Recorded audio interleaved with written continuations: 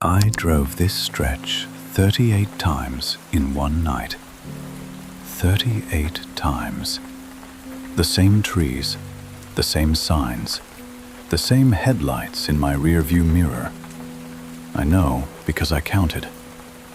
After the 20th time, counting was the only thing keeping me from screaming. It happened in November, an ordinary Thursday evening. I was driving home from work, the same route I'd taken every day for the past 3 years.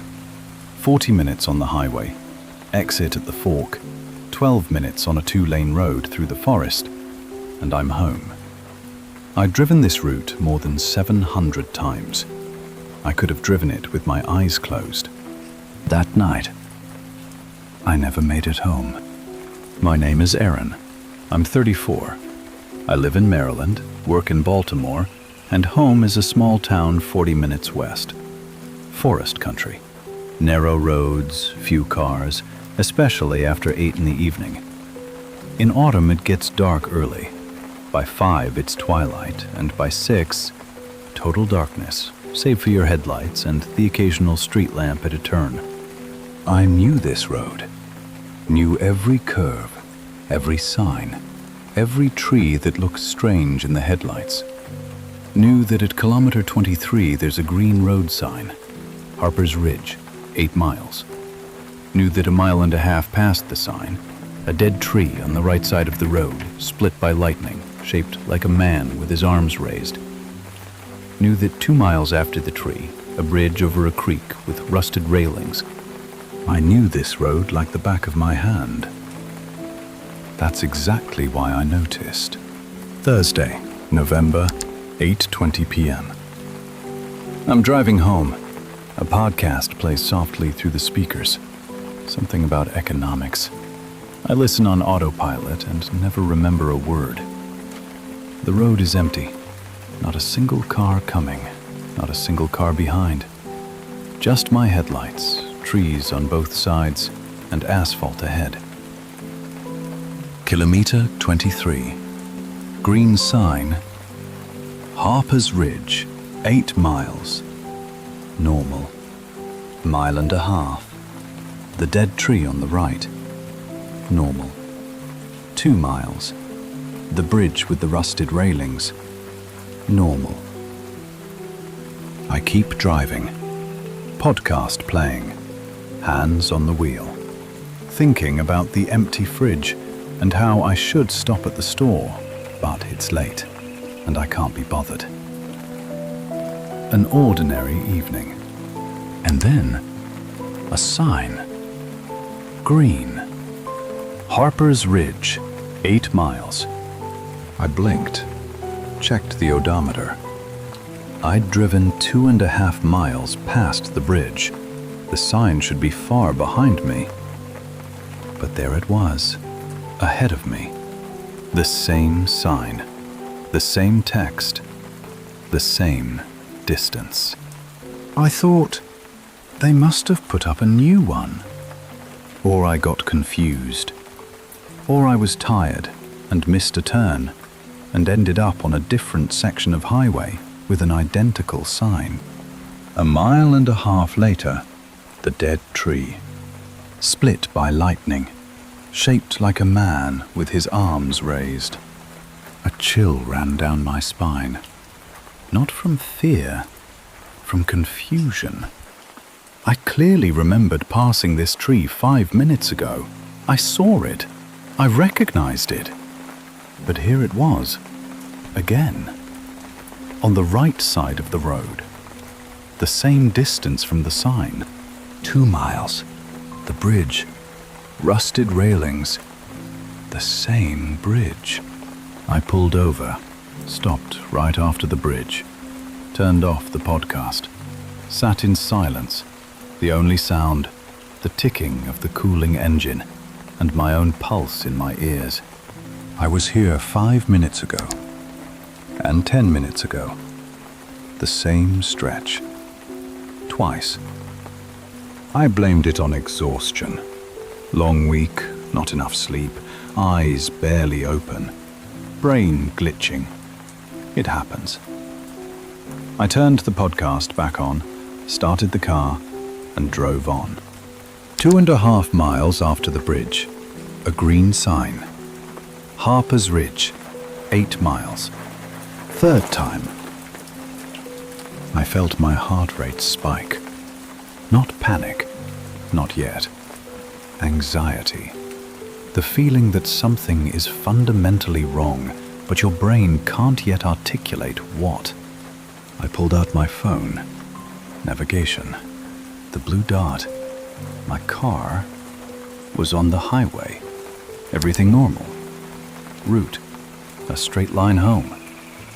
GPS showed I was 4 miles from Harper's Ridge. Not 8, like the sign said. 4. So I was moving forward. The distance was shrinking. Everything was working. I put the phone on the dash and kept driving. Eyes on the road, full attention. I didn't look away, didn't blink longer than necessary. Watched every foot of asphalt. 1.5 miles. The dead tree. I glanced at the phone. GPS showed 2.5 miles to Harper's Ridge. The distance was shrinking. I was heading the right way. But the road was repeating. The bridge, rusted railings, the same creak, the same crack in the asphalt before the bridge. 4th loop. On the 5th loop, I started noticing changes. Not immediately. The first 4 times the stretch seemed identical, or so I thought. But on the 5th, something was off. The Harper's Ridge 8 miles sign stood where it should, but the number, the 8, it seemed written slightly different, slightly narrower, tilted a fraction to the left, as if someone had redrawn it, or as if this was a different sign, almost the same, but not quite. I drove on. The dead tree in its place, but I could have sworn its right arm was slightly higher than before, by a few degrees, as if the tree had shifted between my passes. The bridge, rusted railings, but the number of vertical bars in the railing was different. I hadn't consciously counted them before, but my brain had registered the pattern, and now the pattern didn't match. There were more bars, or fewer. I couldn't say for certain, but the feeling of mismatch was sharp, like a toothache. On the 6th loop, there were more changes. The road markings, the dashed center line, turned solid on one section, for about 200 yards. Then dashed again. That wasn't there before. On the 7th, headlights appeared in my rear-view mirror. Far behind, maybe 500 yards. Another car. The first all evening. I felt relief. If someone's driving behind me, the road works. I haven't lost my mind. The headlights followed. Didn't get closer. Didn't fall back. Exactly 500 yards. The entire loop. Sign, tree, bridge, headlights, at the same distance. On the 8th loop, I slowed down. If the car behind was real, it would close the gap. I dropped to 40, 30, 20. The headlights didn't get closer. Distance, exactly 500 yards. As if the car behind was slowing at exactly the same rate. Synchronized. Precise. I stopped. Completely. In the middle of the road. The headlights stopped too. I waited a minute. 2. The headlights sat there. Not blinking, not moving. 2 yellow spots in the darkness, 500 yards away. Motionless, like eyes. I started driving. The headlights started driving. On the 12th loop, I tried turning around. If the road loops forward, maybe backward it works normally. I stopped, turned the wheel, made a full U-turn, drove in the opposite direction. The headlights, the ones that had been behind, were now ahead. I was driving toward them.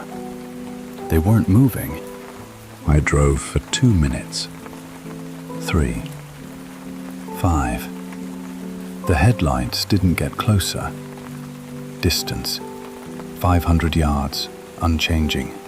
And after 6 minutes, a sign. Green. Harper's Ridge, 8 miles.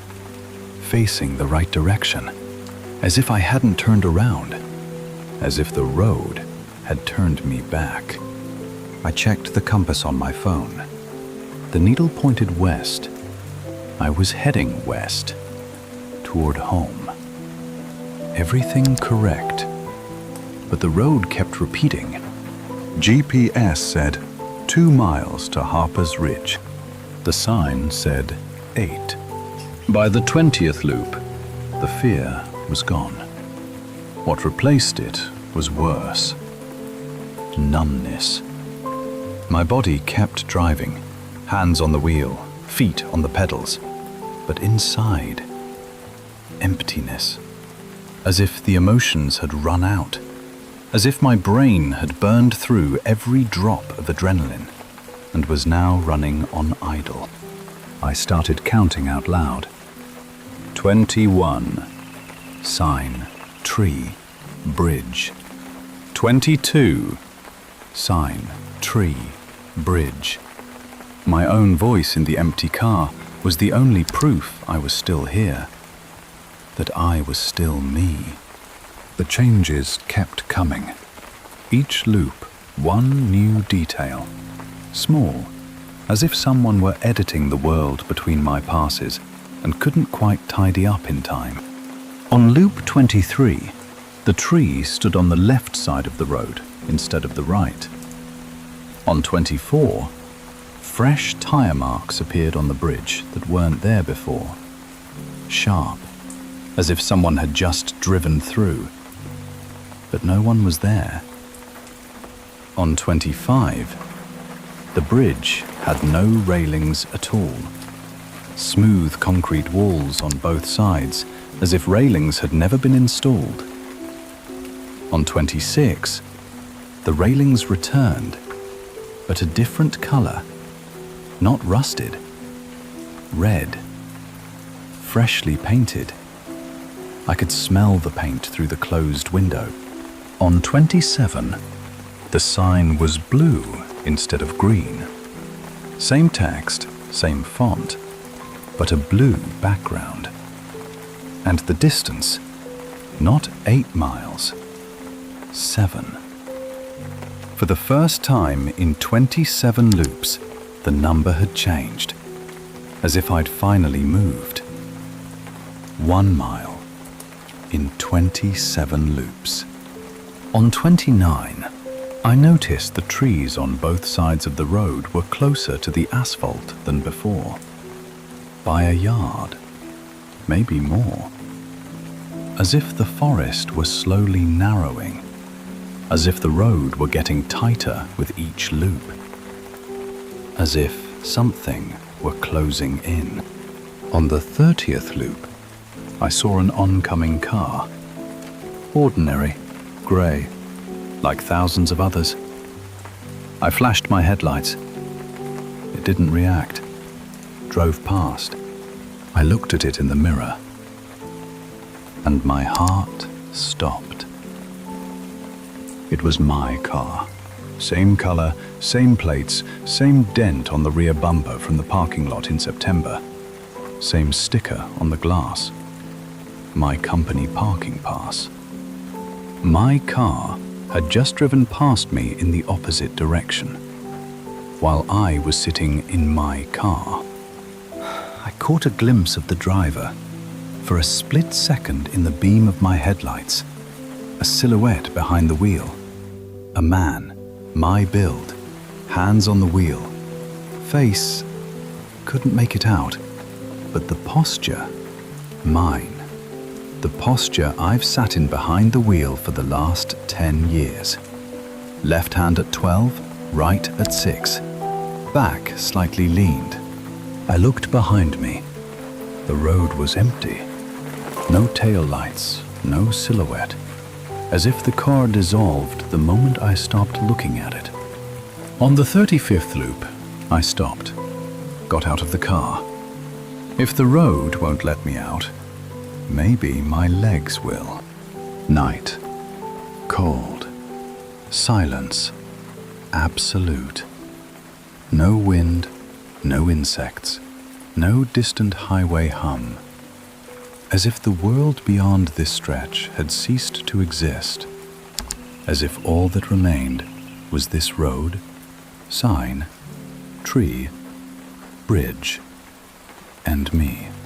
I walked forward, along the shoulder, phone flashlight lighting 3 yards ahead. Beyond that, darkness. Trees on both sides standing motionless, like scenery. Not a single leaf stirring. Not one. I walked 5 minutes. 10. The asphalt under my feet was real. The trees were real. The air was cold and real. Everything looked real. But I knew that in 200 yards there'd be the sign, and a mile and a half later, the tree. And 2 miles after that, the bridge. After 212 steps, I reached my car. From behind, it sat on the shoulder, headlights on. I'd walked away from it forward and arrived at it from behind. Space was a ring, and I was inside it. I walked around the car, looked through the window. Inside, my backpack on the rear seat, my coffee cup in the holder, my jacket on the passenger side. Everything in place. But for a split second, while I was looking through the window from outside, I thought someone was sitting behind the wheel. A shadow, a contour. I blinked. Empty. The driver's seat was vacant. But the feeling that someone had just been there and vanished when I looked didn't leave. Like an aftertaste. Like an echo of presence. I walked around the car again. Checked the back seat. Empty. The trunk. Empty.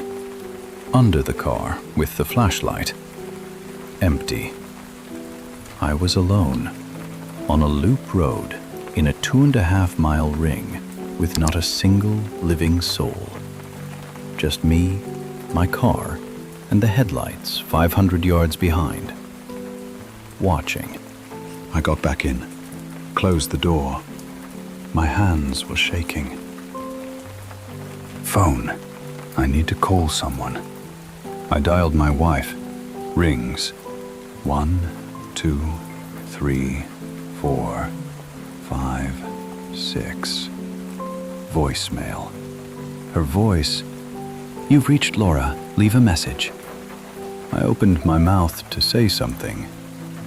Laura, I'm on the road. Something's wrong. Call me back. And froze. Because on the other end of the line, someone was breathing. Quiet, steady, measured. Not Laura. Not the voicemail. Voicemails don't breathe. Someone was listening to my call. Someone was on the line, waiting for me to speak.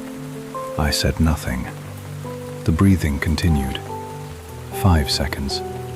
10. I pressed the phone against my ear so hard the plastic dug into my skin. And then, the breathing on the other end changed. It got faster, as if whoever was listening had grown excited or pleased. I hung up. My hands were wet. The phone screen showed call duration 0 seconds, as if the call never happened. On the 38th loop, white light, sharp, blinding, like a flash in the eyes. Not headlights, not lightning, just white, filling the entire windshield, the entire car, the inside of my skull. As if someone flipped a switch and the road disappeared. And I woke up. In bed, Laura beside me. She was sleeping, turned toward the wall, breathing softly. The blanket was bunched up. The clock on the nightstand read 6:47 a.m. Outside the window, a grey dawn, November, ordinary. I lay still, tried to understand what had happened. The road, 38 loops, headlights behind me, my car coming toward me, walking, 212 steps, the breathing on the phone, and now, bed, Laura, morning, a dream. It was a dream. I must have left work on time, driven home, gone to bed. So exhausted, I had a nightmare vivid enough to mistake for reality.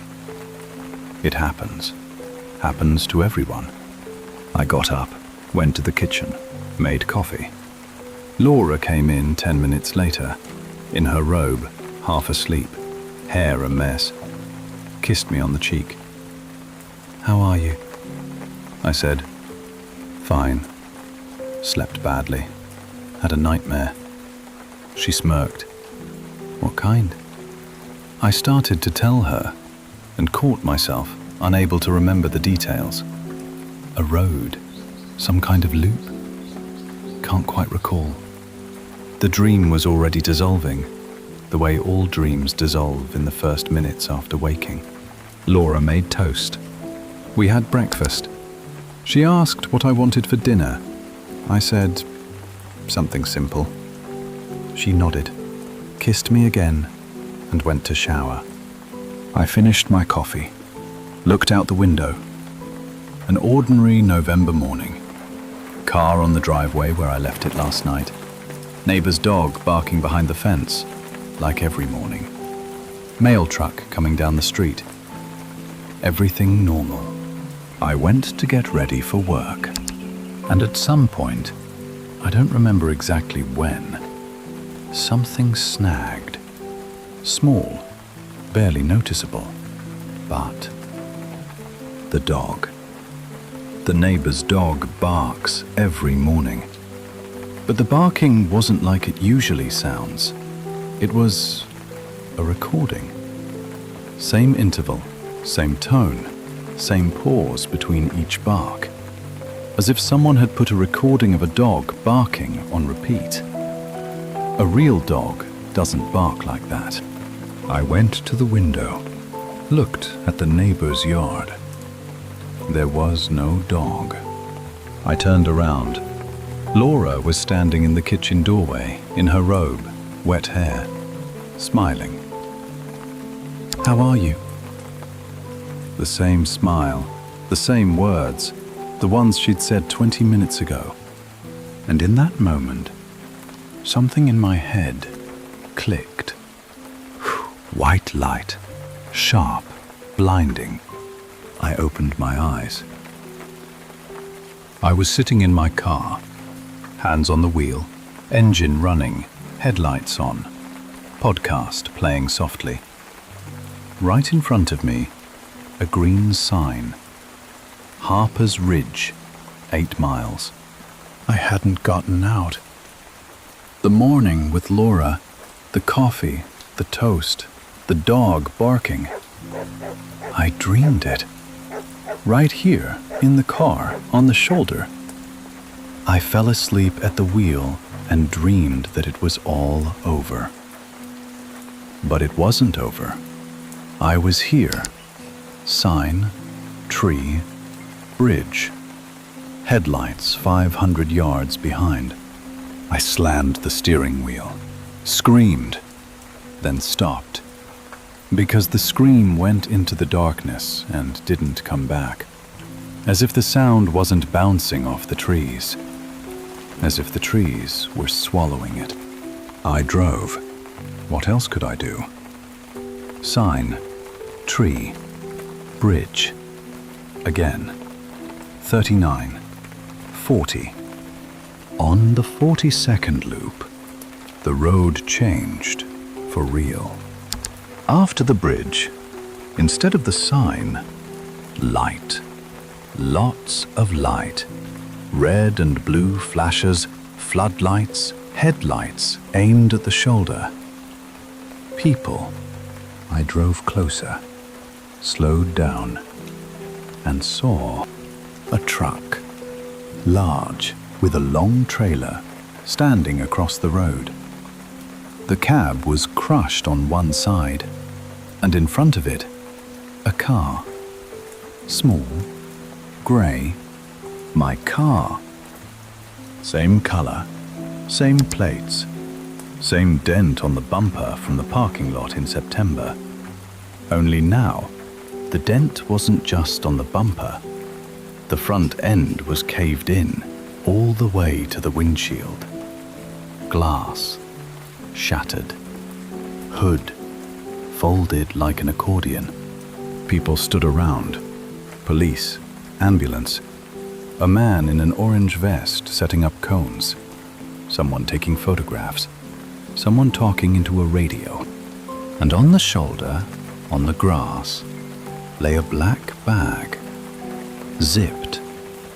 Long. Shaped like a body. Beside the bag, on her knees, a woman, her shoulders shaking. She was holding her hand on the bag, on the spot where, beneath the zipper, there would be a face. And she was crying, quietly, without a sound, just her shoulders, up and down, up and down. Laura. I stopped the car, got out, ran to her, screamed her name. Laura! Laura, I'm here! I'm alive! Look at me! She didn't turn. Nobody turned. Not the police, not the paramedics, not the man with the cones. I stood 3 feet from them and screamed, and not a single person raised their head. As if I wasn't there. As if the sound I made didn't exist in their world. I reached out to Laura, wanted to touch her shoulder. My hand passed through her, didn't stop, didn't touch fabric, didn't feel warmth, just passed through, like through fog. And in that moment, I understood. 34 years old, Maryland, Baltimore, 40 minutes on the highway, exit at the fork, 2-lane road through the forest, November, darkness. The truck. I didn't get stuck in a loop. I didn't fall asleep at the wheel. I wasn't dreaming. I died. Here, on this stretch, on this Thursday. Into the dead tree shaped like a man with his arms raised, or into the truck coming the other way. And everything after, the 38 loops, the headlights behind me, my car coming toward me, the call to Laura, the breathing on the line, the morning in the kitchen, the dog barking. That wasn't a loop.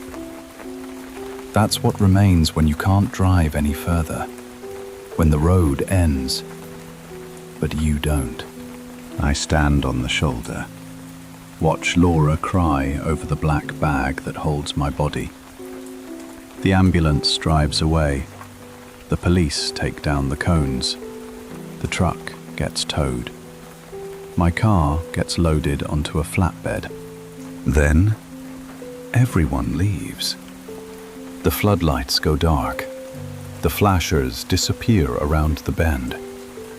Laura leaves last. I see her face through the window of the police car. Red eyes, wet cheeks, gaze aimed at nothing. I stand on the empty road, alone. Night. Silence. And then, behind me, a sound. Quiet. An engine. My headlights. My car sits on the shoulder. Whole. No dents. Engine running. Podcast playing. I get behind the wheel. Because there's nothing else to do. Because it's the only thing I know how to do. Drive this road. Sign. Tree. Bridge. And again. And again. Sweet dreams.